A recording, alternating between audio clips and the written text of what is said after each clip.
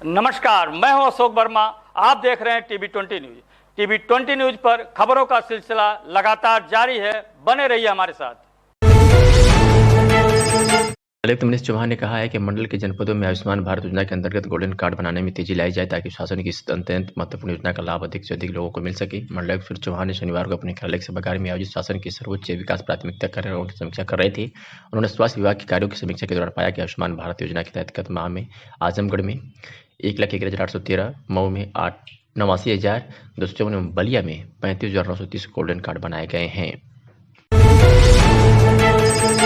मुख्यमंत्री उत्तर प्रदेश के निर्देश पर जनपद के सभी तहसील व थाना स्तर पर जनसुनवाई के माध्यम से मामलों का निस्तारण करने का आदेश दिया गया। जिस क्रम में आज शनिवार को जिलाधिकारी बुरहानपुर नवीन प्रसाद के नेतृत्व में थाना परिसर में समाधान दिवस का आयोजन किया गया। समाधान दिवस पर काफी संख्या में लोग थाना परिसर में मौजूद रहे। वहीं उप जिलाधिकारी द्वारा लोगों की समस्याओं का निस्तारण करने के लिए उनकी बातों को सुना गया। इस दौरान राजस्व संबंधित कुल 12 प्रार्थना पत्र शिकायतकर्ता द्वारा दिए गए, जिसमें सिर्फ एक मामले का मौके पर निस्तारण उप जिलाधिकारी महोदय द्वारा किया गया। शेष 11 मामलों का निरीक्षक को हल्का लेखपाल को देकर मौके पर अस्थायी निरीक्षण कर फरियादियों की समस्या का निस्तारण करने का आदेश दिया गया। वह थाना संबंधित मामलों का मौके पर ही निस्तारण किया गया। थाना परिसर में थाना प्रभारी द्वारा फरियादियों के लिए बैठने के लिए कुर्सी इत्यादि की भी व्यवस्था कराई गई थी। इस मौके पर प्रभारी निरीक्षक परमेंद्र कुमार सिंह, परीक्षक रविंद्र प्रताप यादव, चौकी इंचार्ज बुरहानपुर तथा महिला व पुरुष लेखपाल थाने में पुलिसकर्मी मौजूद रहे। अतरौलिया से खबर है जहाँ थाना स्थानीय पर एक मुकदमे के तहत आज अतरौलिया पुलिस ने दुष्कर्म के आरोपियों को गिरफ्तार कर लिया है। बता दें कि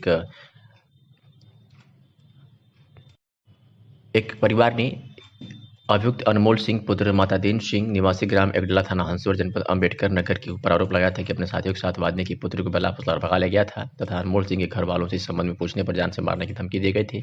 इस संबंध में मुकदमा पंजीकृत किया गया और पुलिस ने आज उसे गिरफ्तार कर लिया है। मामले में पॉक्सो एक्ट की बढ़ोतरी भी की गई है।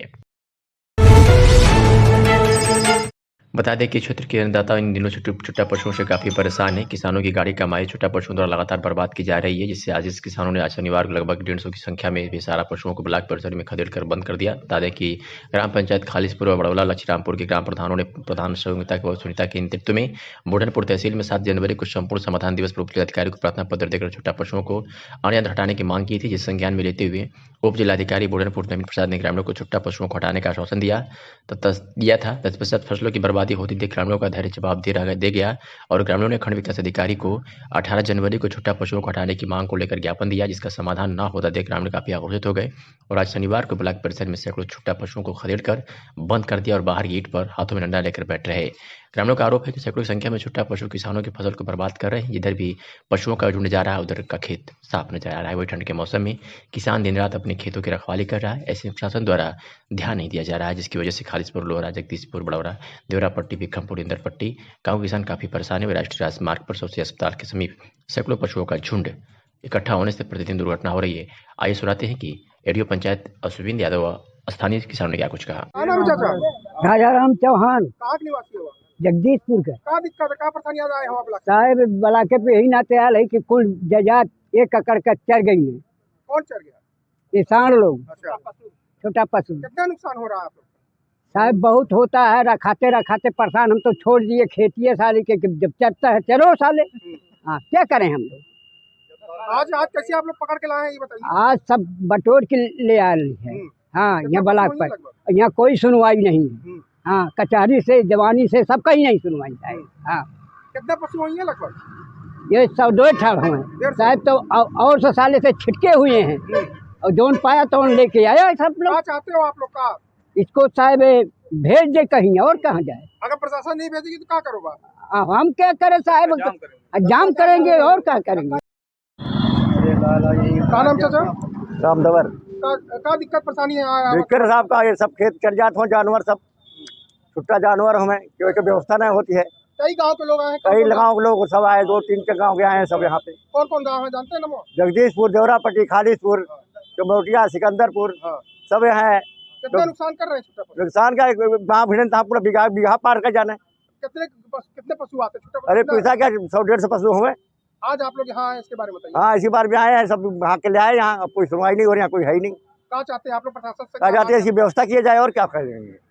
जैसा आज ब्लॉक परिसर में ग्रामीण लोगों ने लगभग सैकड़ों की संख्या में पशु लाया है। 2 दिन से उन लोगों का कहना है कि हम लोग प्रार्थना पत्र से सुनवाई नहीं होती, इसके बारे में बताइए। आज गाड़ी की व्यवस्था की गई है। हम लोग गौशाला भिजवाने के लिए पूरी तरह जो है सभी कर्मचारियों को लगाए हैं और पकड़ के गौशाला ये चले जाएंगे। क्या कहते हैं ग्रामीण लोग को आरोप है कि हम 3-4 दिन लगातार प्रार्थना पत्र सुनवाई नहीं हो रही, जिसके बारे में नहीं, गाड़ी की व्यवस्था की जा रही है, उसमें हमारा पशु जो है अब कुछ दूर में छिटके हुए हैं, आज इकट्ठा कर लिया गया है लोगों को, अब भिजवाया जाएगा। आजमगढ़ के तरौलिया के स्थानीय विकासखंड क्षेत्र के बढ़िया ग्राम सभा में डी बाबा की मूर्ति की स्थापना में बढ़िया बाजार के प्रणेता पंडित ईश्वरदत्त भांडे द्वारा आज से 50 वर्ष पहले निर्माण कराया गया हनुमान मंदिर का जीर्णोद्धार उदय चंद बर्नवाल, एडवोकेट एवं ग्राम प्रधान महावीर गौतम और प्रमोद कुमार पांडे की अगुवाई में ग्राम सभा के गणमान्य लोगों के सौजन्य से किया गया, जो तन मन धन से इस पुनित कार्य में लगे रहे। तत्पश्चात एक भव्य राम कथा का आयोजन किया गया, जिसमें कथा व्यास द्वारा श्रोताओं को राम कथा के माध्यम से भाव विभोर कर दिया गया, जिसके उपलक्ष्य में 27 जनवरी दिन शुक्रवार को शाम एक विशाल भंडारे का आयोजन किया गया, जिसमें हजारों लोगों ने प्रसाद ग्रहण किया। बड़े धूमधाम से किए गए इस विशाल भंडारे का आयोजन की चर्चा पूरे क्षेत्र में है, जिसके लोगों द्वारा भूरी भूरी प्रशंसा की जा रही है। बाबा प्रेम देवकर, सचिंद्र घर द्विवेदी, भगवान मणि त्रिपाठी, योगेंद्रनाथ पांडे, अरुण प्रताप सिंह, जयप्रकाश सिंह, पूर्व बीडीसी रविनाथ सिंह, सुरेश चंद बर्नवाल, मिंटू चंडी प्रसाद बर्नवाल, लल्ला पांडे, बजरंगी पांडे, दिनेश सिंह, जंग बहादुर यादव, बच्चू लाल निषाद का इस आयोजन में विशेष योगदान रहा है। सुनाते हैं कथावाचक ने क्या कुछ कहा। यहाँ पे एक कथा चल रही थी, जी। कितने दिनों से चल रही थी, ये आखिरी दिन है, इसके बारे में आज 7वां दिवस है और भव्य भंडारे का आयोजन भी चल रहा है। हजारों भक्तगण यज्ञ का प्रसाद ले रहे हैं और अब तक मैं राष्ट्रहित में, समाज हित में, जनहित में, व्यक्तिगत, सामाजिक, पारिवारिक समरसता पर कथा कहा हूँ। श्री रामचरितमानस के माध्यम से भगवद गीता, श्रीमद् भागवत महापुराण का दृष्टांत देते हुए आज माता सबरी के प्रसंग को निवेदन करते हुए मैं विशेष रूप से जो मेरे निचले तबके के समाज के लोग हैं, सनातन में उनका मूल्य क्या है, सनातन धर्म में उनकी महत्ता कितनी है, उसको बताने की कोशिश करूंगा। क्या लग रहा था आपको 7 दिन तक पता कितने श्रद्धालु आए, कितना छोटा है? यहाँ पांडाल प्रतिदिन छोटा पड़ गया जो है, बाहर खड़े होकर लोगों ने कथा सुना है।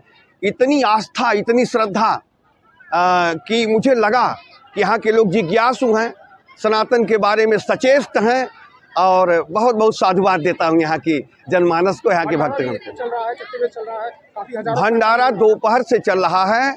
आज इस समय 8, सवा 8 बज रहे होंगे मेरे समझ से। हजारों लोग प्रसाद लेके जा चुके हैं जी। अभी न जाने कितने प्रसाद लेंगे। कोई अपने श्रोताओं के कोई 2 शब्द जैसे मैं श्रोताओं के लिए बस यही निवेदन करना चाहता हूँ, परहित सरिस धर्म नहीं भाई, पर पीड़ा सम नहीं अधमाई। हमसे किसी को अगर सुख न मिले तो हम दुख न किसी को दें, सुख में शरीक हों। दूसरे के सुख में सुखी होना, दूसरे के दुख में दुख की अनुभूति करना, यही सबसे बड़ी भगवत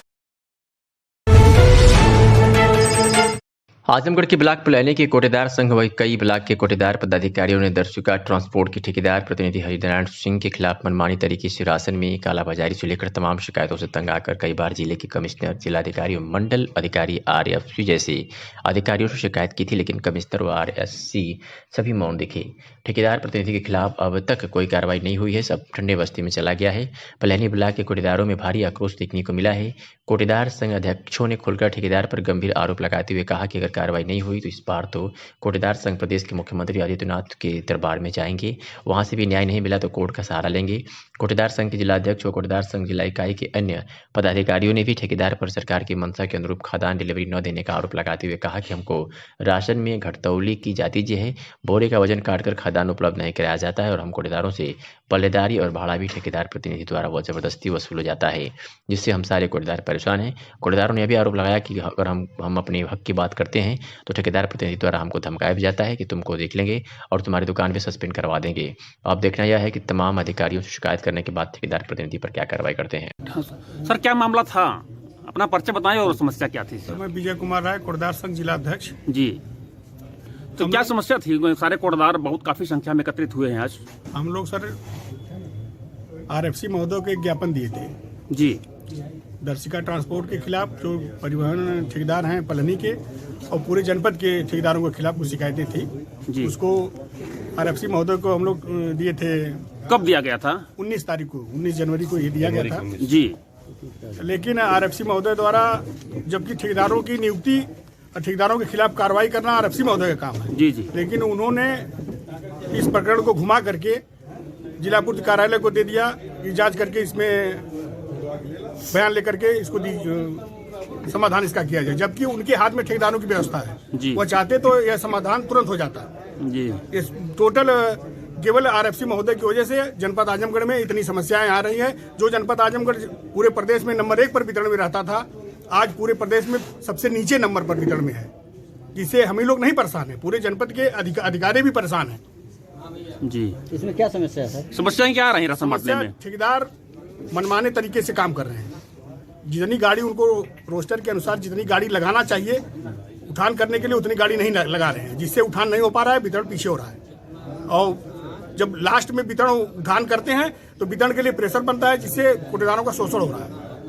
टोटल समस्या इस समय बस केवल वही है कि उठान सही समय से नहीं हो रहा है, जिससे वितरण करने में हम लोग को दिक्कत हो रही है। अनेक प्रकार का प्रताड़ना हम लोग को सहना पड़ रहा है। बस एक ही समस्या और कोई समस्या इसमें नहीं है कि आरएफसी महोदय अगर चाहे तो हमारे जनपद की व्यवस्था समाप्त हो जाएगी। तो सर कोटेदार द्वारा राशन आपको सही तरीके से मिल पा रहा है कि नहीं मिल पा रहा है? यही तो समस्या है, ठेकेदार द्वारा राशन नहीं मिल पा रहा है कोटेदारों को, इसलिए हम लोगों को समस्या आ रही है जी। इसलिए बार बार ज्ञापन दिया जा रहा है। इसके पहले तो कहाँ ज्ञापन दिया चुका है और कार्रवाई हुई है कि नहीं हुई सर? इसके पहले जिलाधिकारी महोदय को दिया गया, जिला संगठन की तरफ से कमिश्नर महोदय को भी दिया गया है, भाजपा के जिला अध्यक्ष ऋषिकांत राय जी को भी एक ज्ञापन दिया गया है। उनके द्वारा प्रदेश अध्यक्ष जो इस समय भूपेंद्र सिंह जी हैं उनको भी ज्ञापन दिया गया है। जांच चल रही है, कार्रवाई अभी तक शून्य है जी। मान लीजिए सर अगर कार्रवाई अगर नहीं हो पा रही है तो फिर आप लोग क्या करेंगे? राशन किस तरह बांट पाएंगे? राशन अगर लेट उठता है तो लेट बढ़ता है, जिससे जनपद आजमगढ़ पीछे चल रहा है। अधिकारियों की निगाह में, सभी प्रदेश के अधिकारियों की निगाह में, शासन की निगाह में आजमगढ़ जनपद बहुत फिसड्डी में है, जिससे कोटेदारों को भी बदनामी होती है जी। अगर कार्रवाई नहीं हो पाती तो फिर क्या करेंगे? अगर कार्रवाई नहीं होगी तो हम लोग मुख्यमंत्री दरबार में जाएंगे और उसके बाद नहीं होती हम न्यायालय की शरण लेंगे, आगे न्यायालय की शरण लेंगे हम लोग। ठीक जी। अपना परिचय बताएं सर। मैं चंद्रशेखर यादव जी, जिला उपाध्यक्ष कोटेदार संघ आजमगढ़ जी, ब्लॉक अध्यक्ष महाराजगंज ब्लॉक अध्यक्ष जी, कोटेदार संघ। क्या मामला था यहाँ पर? यह पलहनी का मैटर है जी। जैसे जिला उपाध्यक्ष होने के नाते यहाँ पलहनी के कोटेदारों को दर्शिका ट्रांसपोर्टर की तरफ से बहुत बुरी तरह प्रताड़ित किया जा रहा है, जो कि निंदनीय है। ऐसे कार्य पर हम लोग जो है कि पूरा जिला कमेटी हमारी यहाँ एकत्रित हुई है और यहाँ के कोटेदार बता रहे हैं कि वह कहीं गाड़ी इकट्ठा खड़ी कर देता है। उनका प्रतिनिधि जो है, क्या नाम है उसका प्रतिनिधि का? हरनारायण सिंह। वह गाड़ी कहीं खड़ी करके इकट्ठा कोटेदारों को बुला करके धर्म कांटे से अनर्गत तरीके से तौल करके, जो कि यह सरकार की मंशा है कि घर घर ये सिंगल स्टेप डिलीवरी है, घर घर माल पहुंचाना है, वह नहीं आज तक बता रहे हैं लोग कि कभी न राशन किसी के यहाँ पहुंचाया है। इकट्ठा गाड़ी खड़ी करके धर्म कांटा से ज़बरदस्ती कोटेदारों को प्रताड़ित करके भाड़ा भी लेता है और जो है कि टाली अपने भाड़े से लगा कर ले जाते हैं कोटेदार, और वहाँ जा कर के क्या नाम है पल्लेदारी भी अपने देते हैं, जो कि सरकार की यह मंशा है कि हमें एक पैसा कोटेदारों को देना नहीं, उनके घर माल पहुँचेगा वह तभी सुरक्षित रूप से वितरण कर पाएंगे। और कोटेदार बताइए आप ये पलहनी की किस तरह वितरण कर पाएंगे, जो कि न उनके घर माल पहुंचाया जा रहा है और जा करके ले जा रहे हैं, इसके बाद कम घटतौली भी दी जा रही है, न तो बोरे का वजन दिया जा रहा है। वह किस तरह वितरण करेंगे? सरकार की मंशा के अनुरूप वो किस तरह वितरण करेंगे? सरकार का मंशा है कि हम बाकायदे कोटेदार को 3 किलो चावल 2 किलो गेहूँ फ्री में वितरण करना है, लेकिन जब कोटेदार को उसके अनुरूप माल ही नहीं मिलेगा, ठेकेदार द्वारा अनर्गत तरीके से यही ले लिया जाएगा, तो किस तरह पूर्ण वितरण करेंगे? और इसकी शिकायत आप लोग कहाँ दे चुके हैं? इसके पहले हम लोग जो है कि कमिश्नर साहब को ज्ञापन दे चुके हैं, डीएम साहब को ज्ञापन दे चुके हैं, अपने विभाग में ज्ञापन दे चुके हैं। आज हम लोग यहाँ इकट्ठा हुए हैं। डीएसओ सर द्वारा हम लोगों को यह निर्देशित किया गया था कि आप लोग जो है कि एक लिखित बयान दीजिए। जो टीम बनी है, 3 सदस्यीय टीम बनी है, यहाँ हमारे पलहनी के कोटेदार सभी लोग इकट्ठा हुए हैं यहाँ, जो कि बयान दे रहे हैं।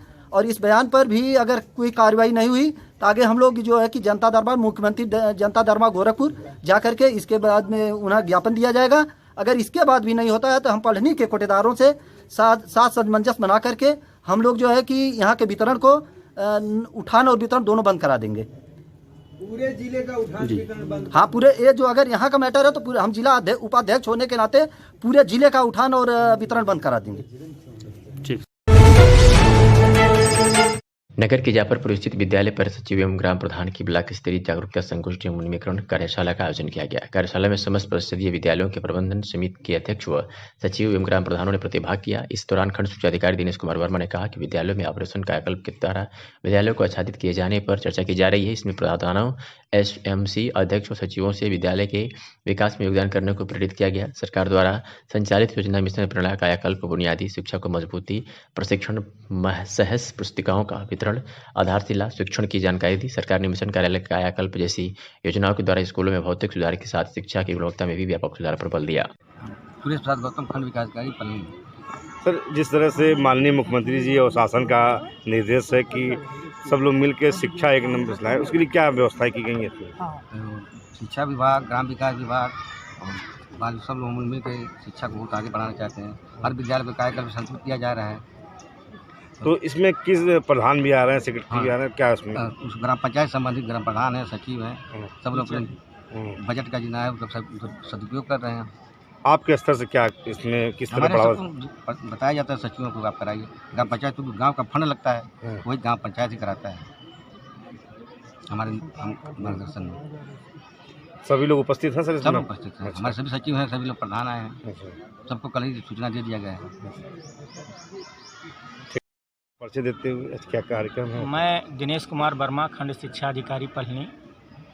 ये ऑपरेशन कायाकल्प में ग्राम प्रधानों और हेडमास्टरों का उन्मुखी कार्यक्रम है, जिससे जो हमारे स्कूल हैं वो बहुत सुंदर हो जाएं और बहुत अच्छे हो जाएं और बच्चे वहाँ पर पढ़ने में इजी फील करें और उनको गुणवत्तापूर्ण शिक्षा दी जाए। जो विभाग की हमारी योजनाएं चल रही हैं, हमारे शिक्षक तो जान ही रहे हैं, लेकिन उन योजनाओं को हम ग्राम प्रधानों को, ग्राम पंचायत अधिकारियों के माध्यम से जन आज शनिवार को स्थानीय कोतवाली महाराजगंज परिसर में समाधान दिवस के मौके पर तहसीलदार सगड़ी शक्ति सिंह व थाना प्रभारी कमलकांत वर्मा ने कानून और लेखपाल की उपस्थिति में जन सुनवाई किया। जन सुनवाई में राजस्व संबंधी विवादों के साथ साथ पुलिस प्रशासन संबंधित मामलों के फरियादियों ने अपनी फरियाद सुनाई। समाधान दिवस पर कुल 28 प्रार्थना पत्रों पर सुनवाई की गई।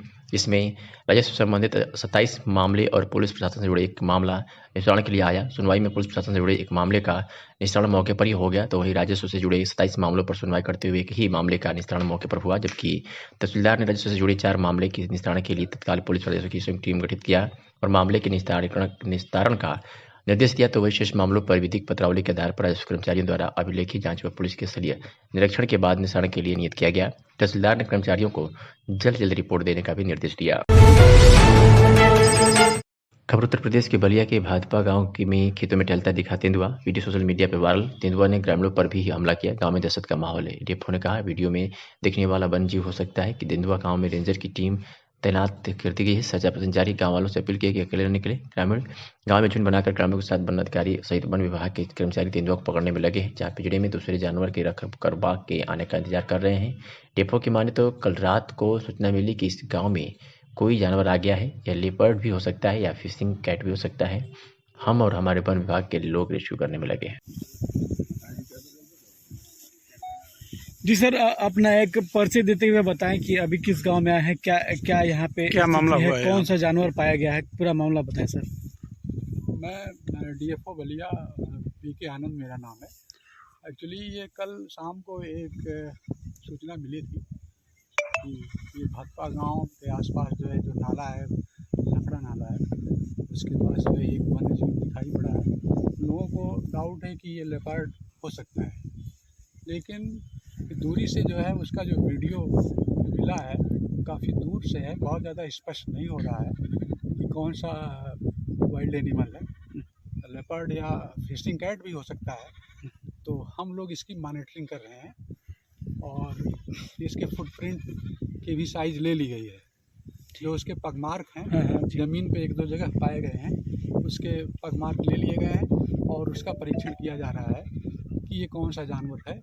वैसे जो है इस जानवर को रेस्क्यू करने के लिए, क्योंकि वाइल्ड एनिमल है और शेड्यूल 1 का प्राणी है, वाइल्ड लाइफ एक्ट की शेड्यूल 1 में सूचीबद्ध है ये, तो इसकी रेस्क्यू ऑपरेशन के लिए हमने टीमें जो है गठित कर दी हैं और जैसे ही ये रेस्क्यू हो जाता है सबको सूचित करेंगे। कितने लोगों को घायल? गाय वाले बता रहे हैं कुछ लोग घायल भी हैं। घायल एक्चुअली वो अपने सुरक्षा के उद्देश्य मैंने अपने को बचाव करने की उद्देश्य से जो है उसने पंजे वगैरह मारे होंगे। अदरवाइज कोई वाइल्ड एनिमल अनावश्यक रूप से किसी मानव पर प्रहार नहीं करता है, न तो उसको अपना शिकार बनाता है। वो अपने नेचुरल फूड के तलाश में हमें लगता है कि ये आबादी के क्षेत्र की तरफ आ गया होगा। वैसे वो अपने प्राकृतिकवास में जाने के लिए ही प्रयास कर रहा होगा। लोग अगर रास्ते में देखें तो कृपया उसे जो है भीड़ न मतलब पैदा करें और उसको एक रास्ता दें अपने प्राकृतिकवास में जाने के लिए, जिससे वो अपने प्राकृतिकवास में सुरक्षित रूप से पहुंच जाए और किसी आम जनमानस को किसी तरह की क्षति भी न पहुंचे। सर, रेस्क्यू करने के लिए कौन से उपकरण यहाँ पे लाए गए हैं? ड्रोन कैमरा या जाल और किस तरीके की व्यवस्था? कैमरा की भी व्यवस्था के लिए हम लोग बात कर रहे हैं, लेकिन अभी तो फिलहाल हमने केज एक लगवा दिया है। केज को कैमोफ्लेज कर दिया गया है, उसमें एक बकरी भी बांध दी गई है। यदि उसको खाने के लिए वो उसके अंदर प्रवेश करेगा तो शटर गिर जाएगा और वो उसमें रेस्क्यू हो जाएगा। जी सर, गांव के लोगों का कुछ आरोप है कि कल ही का हम लोगों ने देखा, सूचना दिया, लेकिन जिला प्रशासन ने पहले प्रूफ मांगा, फिर हम लोगों ने वीडियो दिया, उसके बाद भी कई घंटे बाद लोग यहाँ पे आए और गांव में दहशत का माहौल बना हुआ है। सर, तत्काल जो है क्षेत्रीय वन अधिकारी फेफना जो है यहाँ पे रात्रि में ही पहुँचे थे और उन्होंने पब्लिक को जागरूक किया कि कोई भी वन्यजीव देखें तो उसके सामने न पड़ें और उसको सुरक्षित निकलने का रास्ता दें और अपने को जो है सुरक्षित रखने के लिए अकेले कभी न चलें, वो ग्रुप में ही चलें और रात्रि में यदि चलना आवश्यक हो तो टार्च की रोशनी में चलें और एक ग्रुप बना के आवाज़ करते हुए चलें, जिससे यदि कोई वन्यजीव हो तो वो जो है अपने को भी सुरक्षित करते हुए किसी पर हमला न करें। एक आखिरी सवाल सर, अभी तो रेस्क्यू चल रहा है, इधर बीच अगर नहीं पकड़ा गया, रात हो गया, तो गांव वालों की सुरक्षा के मद्देनजर क्या क्या चीज़ें प्रशासन की तरफ से यहाँ रखी गई हैं? सुरक्षा के मद्देनजर कौन सी टीम रुकेगी? किया गया है, उनको जागरूक किया जा रहा है कि लोग कतई जो है अकेले में न निकलें। यदि कोई वन्य जीव है तो वो जो है यदि अकेले में किसी को देखता है या कोई उसके सामने पड़ता है तो उसको असुरक्षा महसूस होती है और अपने को सुरक्षित रखने के लिए वो खुद जो है किसी पर जो है प्रहार कर सकता है। अदरवाइज सामान्य रूप में कोई प्रहार नहीं करता है किसी मानव पर। कोई टीम भी यहाँ पे रुकेगी सर? यस, टीम रुकेगी। 15 सदस्यों की एक टीम बना दी गई है। अब उसको हम जो है 8-8 घंटे पर जो है इसको रेगुलेट करेंगे कि 8-8 घंटे पर जो है उस वन्यजीव के रेस्क्यू ऑपरेशन में वो लगी रहेगी। ठीक है सर। जी, अपना एक नाम और परिचय बताएं। सुभाष चंद नाम है। जी, कहाँ के रहने वाले हैं? हजौली। जी, अभी आपके साथ क्या हुआ है और आप काफ़ी घबराए हुए हैं, कैसा ये शरीर पे चोटें लगी हैं? वो मैं कल गया था, मछली मार रहे थे, हमारे दोस्त वहीं बुलाए तो हम गए और उसके बाद वो आ रहे थे, हम भी आ रहे थे उधर से, उधर साइड से। और वो हमको देखा 3:30 का बीच का बात है। और जब आए वहाँ से तो आ रहे थे तब हम उसका मैं देखा नहीं, एक आटे कर दिया करके, आटे करके मार दिया। मारने के बाद पीछे में चला गया, हम भी भाग गए। क्या चीज़ था वो? बाघ था। कैसे आपको मतलब कह सकते हैं कि वो बाघी था? हमारे साथ सामने से आया तो देखेंगे नहीं, सामने से आया, मैं देखा लाल कलर का था, हल्का हल्का उसमें चिपटा था, गोला गोला था। तो फिर आप अपने आप को कैसे बचाए, क्या हुआ फिर? आप हो गए, मैं लप गए ऐसे, जब आ गया पकड़ कर तो जब आज बोला तो मैं ऐसे हो गया। कहाँ चोटें लगी हैं आपको? सीने में हल्का चोट है, थोड़ा थोड़ा है, और आने वाला जो पंजा हमारा है बाएं में दाहिने बाएं में ज़्यादा है। तो क्या प्रशासन के लोग चाहे और भी अधिकारी वहाँ पर पहुँचे थे, क्या हुआ? आए थे सब, खाली पूछ। कितने देर बाद आए? वहाँ हमारे यहाँ तो 2 घंटे 1.5 घंटे के बाद आए घर पर, और वहाँ तो आधे घंटे के अंदर में सब वहाँ पर घूम गए। तो हम मान लेते आ गए तो दवा वहाँ सुई कराए। अभी गांव में क्या स्थिति है? भाई वैसी का तो असर बाघे का लेकर के कि क्या अगर नहीं पकड़ा जाएगा तो क्या होगा, किसको मारेगा किसको नहीं मारेगा। कितने लोगों के ऊपर वो हमला किया था? हमारे ऊपर किया है, पहले बार तो हमारे ऊपर किया है वो, और उसके बाद सब भाग गए। वहीं के सब दहशत है कि अब क्या करेगा क्या नहीं करेगा। और भी लोग घायल हुए हैं? एक आदमी को पता नहीं मारा है, उसको तो बता रहा था कि ये चीज़ है तो वो चीज़ है। अभी सुबह तो फ्रेश देखा नहीं है। आपके ऊपर जब हमला किया था तो आप अकेले थे, आपके साथ और लोग भी थे? मेरा बगल का चाचा है वो भी थे, भाई लगेगा छोटा सा, वो भी था हमारे साथ में बगल में। ठीक, चलिए। खबर भदोही जिले से है, जहां जनपद के गोपीगंज थाना क्षेत्र में राष्ट्रीय राजमार्ग पर स्थित रेस्टोरेंट व ढाबा होटल में देह व्यापार का खेल धड़ल्ले चल रहा है। सब कुछ जानते हुए भी पुलिस मूक दर्शक बनी हुई है। प्रेमी युगल से सुरक्षित ठिकाना मान इन ढाबों पर पहुंच जाते हैं, जहां ढाबा संचालक मुंह मांगा पैसा लेकर कमरा उपलब्ध करा देते हैं। राष्ट्रीय राजमार्ग पर 6 लेन में परिवर्तित हो जाने पर NHAI द्वारा जगह जगह अंडरपास या ओवरब्रिज का निर्माण करा दिया गया है। इसके चलते कई ढाबे बंद होने के कगार पर आ गए हैं। इसके पूर्व ढाबा और रेस्टोरेंट पर बड़ी संख्या में वाहन से सफर करने वाले लोग भोजन, नाश्ता, चाय के लिए इन ढाबे पर रुकते थे। भीड़भाड़ होने से कुछ को छोड़ बाकी ढाबा संचालक पीने पिलाने व अयासी करने वालों से बचते थे। अब बंदी के कगार पर पहुंच चुके ढाबा संचालक इसे कमाई का जरिया बना लिया है और इसकी आड़ में देह व्यापार को बढ़ावा दे रहे हैं। इससे उनको अच्छा पैसा मिल जा रहा है। आए दिन मिल रही शिकायत के बाद कभी कार्रवाई न होने से पुलिस की मिलीभगत की चर्चा होने लगी है। पुलिस की मिलीभगत से देह व्यापार का धंधा बड़े पैमाने पर संचालित हो रहा है। क्षेत्र के कवालापुर, चकपड़ौना, छतमी, गोपपुर, अमवा, लाला नगर, वहीदा सहित अन्य ढाबों पर अवैध रूप से प्रतिदिन दर्जनों की संख्या में विभिन्न होटलों में देह व्यापार के कारोबार धड़ल्ले से संचालित हो रहा है। सूत्रों के अनुसार यह कारोबार पुलिस की मिलीभगत से संचालित हो रहा है। यही कारण है कि विभिन्न जनपदों से जहां पुलिस प्रशासन कड़ाई से कार्रवाई कर इस पर अंकुश लगा रही है, वही भदोही पुलिस इस पर शिथिलता बरत रही है। खबर भदोही जिले से है, जहां शनिवार को ज्ञानपुर BNGIC इंटर कॉलेज से शैक्षिक भ्रमण पर भेजे गए 150 छात्रों को प्रयागराज भेजा गया। 150 छात्रों को वाराणसी शैक्षिक भ्रमण पर 10, 11, 12 के छात्रों को भेजा गया। इस बाबत प्राचार्य विजय सिंह यादव ने हरी झंडी दिखाकर शैक्षिक भ्रमण बसों को रवाना किया। भ्रमण को लेकर छात्र छात्राओं में काफी खुशी का लहर देखा गया। आज विभूत नगर राजकीय इंटर कॉलेज के बच्चों को शैक्षिक भ्रमण पर भेजा जा रहा है। हालांकि ये भ्रमण पहले ही कराया जाना था, लेकिन मौसम अनुकूल नहीं था, इसलिए छात्रहित में यह निर्णय लिया गया कि इनको अब भेजा जाए। और आज सहयोग से मौसम भी बड़ा अच्छा है, तो कुछ बच्चे बनारस जाएंगे, जहां पर BHU का प्लान है कि इनको BHU का भ्रमण कराया जाएगा। और जो बच्चे इलाहाबाद जाएंगे उनको शंभूनाथ टेक्निकल इंस्टीट्यूट में भ्रमण कराया जाएगा। बच्चों की सुरक्षा और खान पान का पूरा व्यवस्था की गई है।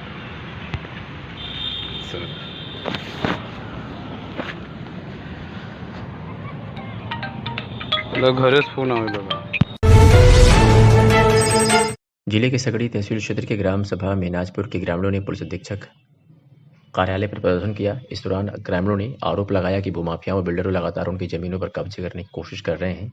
हालत यह है कि आए दिन उनके गुर्गे एक दो नहीं बल्कि सैकड़ों की संख्या में भूमि पर कब्जा करने के लिए पहुंच जा रहे हैं। पीड़ितों ने मांग किया कि भूमाफियाओं के इस कृत्य को देखते हुए उनके खिलाफ ठोस कार्रवाई की जाए। ग्रामीणों का कहना है कि मामला न्यायालय में चल रहा है, जब तक न्यायालय से फैसला नहीं हो जाता तब तक उनकी जमीन को न लिया जाए। सगड़ी तहसील के मेनाजपुर गाँव के ग्रामीणों का कहना है कि जमीनें 1987 बैनामा लिए थे और उसी समय खारिज दाखिल भी हो गया था, तभी से अब सभी लोगों को इस पर कब्जा है और खेती करते चले आ रहे हैं। मामला आयुक्त के यहाँ विचाराधीन है, जबकि उस पर आयुक्त यहाँ के सख्त निर्देश है कि फैसला होने तक कोई उस पर भूमि कब्जा न करे। बावजूद इसके रूपाली बिल्डर लगातार भूमि पर कब्जा करने की कोशिश कर रहा है, जिससे कानून व्यवस्था खतरा उत्पन्न हो गया है।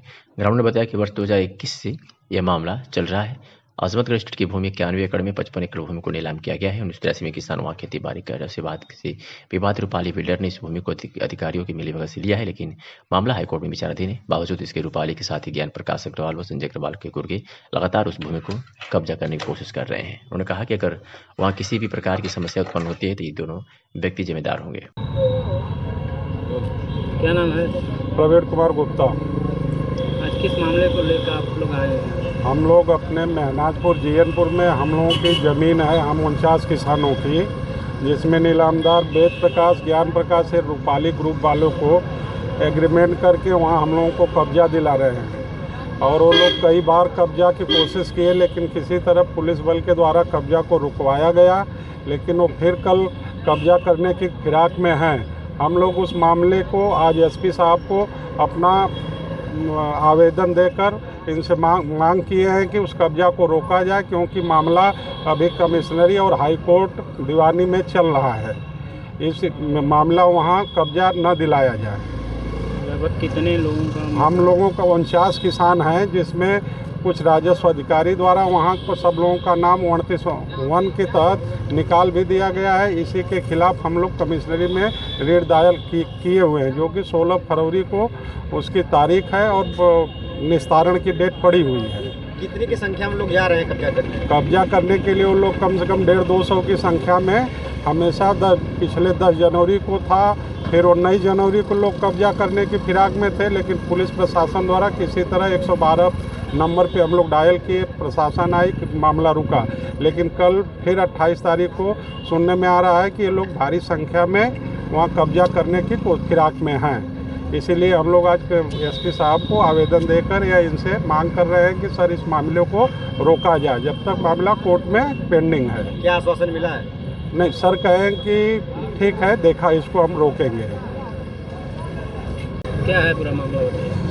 2021 से यह मामला चल रहा है। अजमतगढ़ स्टेट की ज़मीन थी जो 91 एकड़ का नंबर है। उन्होंने कुछ कर्ज लिया था, उस कर्ज के नाते उनकी ज़मीन नीलाम हुई। 91 एकड़ में से 55 एकड़ ज़मीन नीलाम हुई, जिसका मुकदमा हाई कोर्ट में चला। अभी भी हाई कोर्ट में एक रीट चल रही है। इस बीच जो है यह लोग जो 36 एकड़ शेष ज़मीन बची थी उसका बैनामा करा करके 1983 से 87 के बीच में यह लोग वहाँ पे खेती बाड़ी कर रहे हैं। उसी समय खारिज दाखिल भी हो गया था इन लोगों का। करीब 35 साल से खेती बाड़ी करने के बाद एक पीढ़ी निकल गई और अचानक 2021 में एक नीलामेदार जो कहे कि हम भी नीलामी लिए हैं और लिए भी थे, वह वहाँ पे इन्हीं लोगों की ज़मीन देखे कि गरीबों की ज़मीन है, इसको आसानी से कब्जा किया जा सकता है, तो इन लोगों को खदेड़ने की कोशिश किए। लगभग 1.5 साल हो गया, 18 महीने से इन लोगों को परेशान कर रहा है। और इसी बीच एक बात दाखिल करके एसडीएम साहब को मिला करके सगड़ी एसडीएम भी उन लोगों के पक्ष में है और 38(1) के अंतर्गत 49 किसानों का नाम खारिज कर दिया जो असंवैधानिक है। 38(1) में किसानों का नाम खतौनी से खारिज करने का अधिकार एसडीएम महोदय को नहीं है। ये लोग कौन हैं जो कब्जा कर रहे हैं? कब्जा करने वाले चूँकि वह नीलामेदार ज्ञान प्रकाश और संजय अग्रवाल हैं, उन लोगों ने रूपाली ग्रुप को एग्रीमेंट कर दिया है। रूपाली ग्रुप वालों के पास पूरे ज़िले के शागिर्द हैं, चेला चपाटी के नाम से वो एग्रीमेंट कराते हैं और ज़िले के माफियाओं का सहयोग लेते हैं। यह पूरा ज़िला जानता है कि रूपाली के जो लोग हैं यह पूरे ज़िले में यहाँ से लखनऊ तक विवादित भूमि लेते हैं, उसमें ज़िले के माफियाओं को, प्रदेश के माफियाओं को मिलाते हैं। कुछ अधिकारी जो लेन देन करते हैं उनसे भी लेन देन करके अपना काम बना करके ज़मीन को बेचते हैं। काफ़ी विवादित लोग हैं। हम लोग चूँकि हमारे जो पुलिस अधीक्षक महोदय हैं वह तेज तर्रार अधिकारी हैं, उनसे हम लोगों को काफ़ी उम्मीद है और वह एक तरह से गरीब और किसान के नाते काफ़ी सहयोग भी हुआ है पुलिस के द्वारा। तो हम लोग निवेदन किए हैं कि काफ़ी पुराना मामला है और जिस तरह से उत्तेजित होकर के वह 100-100, 150-150 की संख्या में कब्जा का प्रयास कर रहा है, तो कोई घटना कर सकता है, करा सकता है, किसी की हत्या भी करा सकता है। अगर इस तरह का उनको प्रार्थना पत्र हम लोग दिए हैं, अनुरोध किए हैं कि अगर इस तरह की कोई घटना होती है तो उसमें रत्नाकर गुप्ता, विवेक गुप्ता और ज्ञान प्रकाश अग्रवाल और क्या नाम है कि संजय अग्रवाल और कुछ उनके साथ जो भ्रष्टाचार में लिप्त लोग हैं वह जिम्मेदार होंगे। इस तरह की का प्रार्थना पत्र दिया गया है वरिष्ठ पुलिस अधीक्षक महोदय का, जो इसमें उसको संज्ञान लिए हैं, उनकी जानकारी में भी मामला है। आजमगढ़ में मजदूरी का पैसा मांगने पर हाथ तोड़ा और जान से मारने की धमकी दी। मामला एसपी दरबार पहुंच गया। खुर्द सिंह ने बताया कि चंद्रशेखर सिंह पुत्र वीरभद्र सिंह ग्राम डोडोपुर थाना निजामाबाद जनपद आजमगढ़ का मूल निवासी है। पीड़ित के बड़े भाई चंद्रपाल सिंह पुत्र वीरभद्र सिंह पैसे से राजकीय मजदूरी का काम करता है, जिसमें पीड़ित का भाई चंद्रपाल सिंह गाँव के रहने वाले मनोज सिंह पुत्र सागर सिंह के अपनी मजदूरी का पैसा 1005 रुपये मांगने गए तो आजकल करके 20 दिन टाल दिया, जिससे पीड़िता के भाई चंद्रपाल सिंह ने कई बार पैसा मांगने पर गुस्से में बौखलाए मनोज सिंह अपने साथियों के साथ लगभग 8 बजे रात में मारपीट कर दिया। और इसी मामले को लेकर के आज ये लोग एसपी कार्यालय पहुंचे और एसपी से न्याय की गुहार लगवाई है। क्या नाम है? खुशी सिंह। कहाँ के रहने वाले? डोडोपुर तहसील निजामाबाद, थाना निजामाबाद, जनपद आजमगढ़। क्या मामला है आप लोग? जी हमारे पापा मजदूर का काम करते हैं। 3-4 लोग के 3 दिन किए थे। हमारे पापा जाते थे पैसा मांगने, तो आज बयान रोज करते थे, पैसा भी नहीं दिए। और एक दिन गुस्से में आकर पापा को रात को बुलाकर खूब मारे। पापा का हाथ टूट गया है। सदर गए थे, वहाँ से रिजाइन करके लखनऊ पीजीआई में चल गए। और हम लोग को 112 नंबर पर पुलिस बुलाई तो आई तो कह रही जाइए हॉस्पिटल लेकर, तो हम लोग गए लेकर। अभी पुलिस कोई कार्रवाई नहीं की है और हम लोग की खुद की ज़मीन है बाग, उसी में ज़बरदस्ती दुकान रखे हैं और वहाँ पर शराब वराब पीते हैं। और हम स्कूल से आते हैं तो हमको धमकी देते हैं कि अपने पापा से कह दो कि सुलह कर ले, नहीं तो वहाँ से गायब करवा देंगे और तुम्हारे साथ भी तुम्हारे पापा वाली हालत कर देंगे। आप थाने पे शिकायत की थी? जी थाने पे किए थे, अभी कोई कार्रवाई नहीं हुई है। आज यहाँ पर आई क्या आश्वासन मिला? कुलपति प्रोफेसर प्रदीप कुमार शर्मा द्वारा शहीद स्मारक की प्रतिकृति पर पुष्प चक्र अर्पित कर देश के वीर शहीदों को श्रद्धासुमन अर्पित करने के जैसे ही उनके द्वारा राष्ट्रध्वज फहराया गया। पूरा परिसर राष्ट्रगान के साथ ही भारत माता की जय और वंदे मातरम जैसे नारों से वातावरण गूंज उठा। लेफ्टिनेंट डॉक्टर पंकज सिंह के मार्गदर्शन में एनसीसी के कैडेट्स की 2-6 की गावगाट द्वारा तिरंगे को राष्ट्रीय सैल्यूट और कुलपति को सलामी सौंप दिया गया। कुलसचिव सीबीपी कौशल द्वारा उच्च शिक्षा निदेशालय द्वारा शिक्षा जगत के लिए दिए गए निर्देश संदेश को पढ़कर सुनाया गया और आधुनिक भारत की यात्रा पर प्रकाश डालते हुए राष्ट्र निर्माण में युवाओं को अपना योगदान देने के लिए आह्वान किया गया। इस अवसर पर प्रतिभाशाली चित्रकार श्याम नारायण यादव द्वारा कुलपति को नवस्थापित आजमगढ़ विश्वविद्यालय की गतिमान अवस्था का एक काल्पनिक चित्र भेंट किया गया। अपने उद्बोधन में कुलपति ने दुनिया के सबसे बड़े और पुराने लोकतांत्रिक देश भारत के संवैधानिक विकास पर गतिशील बताते हुए भारतीय के अमर शहीदों की पुण्यतिथि स्मृतियों को नमन किया।